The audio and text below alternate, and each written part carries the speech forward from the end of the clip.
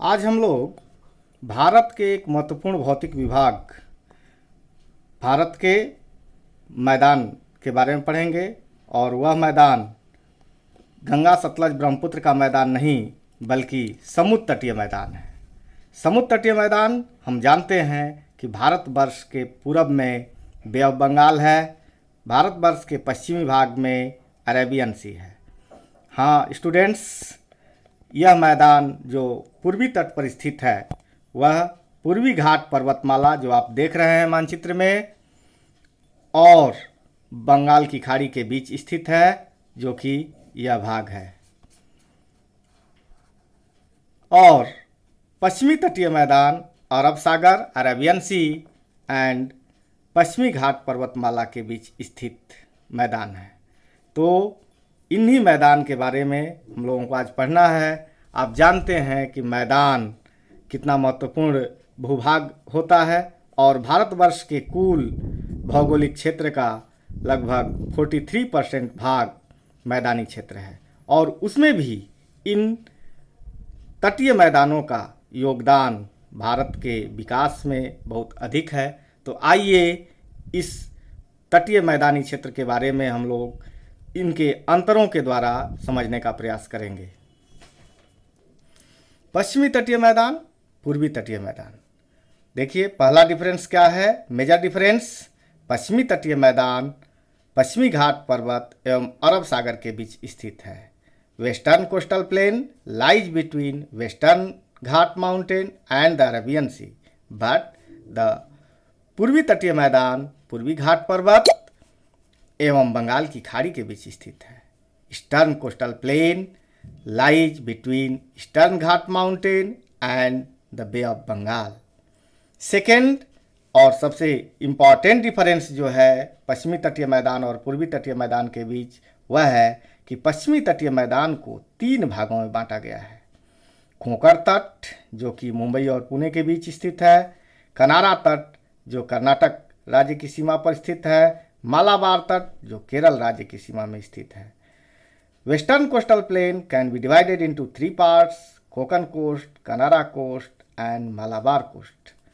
जबकि पूर्वी तटीय मैदान को 2 भागों में बांटा जा सकता है, वह है उत्तरी सरकार तट जो उड़ीसा राज्य और आंध्र प्रदेश राज्य के सीमा पर स्थित है, जबकि कोरोमंडल तट सेकेंड जो तमिलनाडु राज्य की सीमा में स्थित है।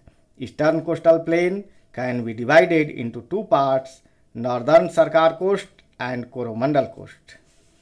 थर्ड डिफरेंस इज पश्चिमी तटीय मैदान का निर्माण अपरदन से हुआ है। यह एक बहुत महत्वपूर्ण बात है जो प्रायः बहुत बड़ी बड़ी परीक्षाओं में भी यूपीएससी या विभिन्न स्टेट पब्लिक सर्विस कमीशंस में पूछे जाते हैं ये प्रश्न कि पश्चिमी तटीय मैदान का निर्माण कैसे हुआ है, तो अपरदन से हुआ है।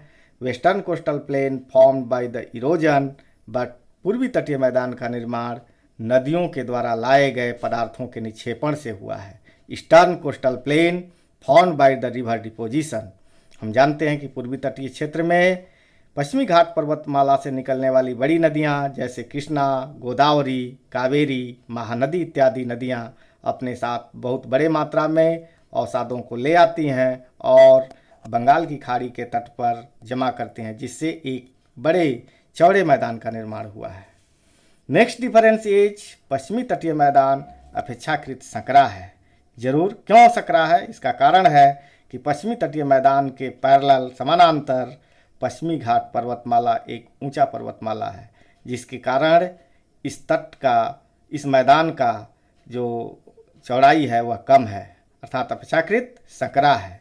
Western coastal plain is relatively narrow, but पूर्वी तटीय मैदान अधिक चौड़ा है क्योंकि इस मैदान का निर्माण नदियों के द्वारा लाए गए अवसादों के निक्षेपण से हुआ है। Eastern coastal plain is wider than the western plain. Next and last difference between western coastal plain and eastern coastal plain is पश्चिमी तटीय मैदान केवल ग्रीष्मकालीन मानसून से वर्षा प्राप्त करता है, अर्थात दक्षिणी पश्चिमी मानसूनी हवाओं से वर्षा प्राप्त करता है।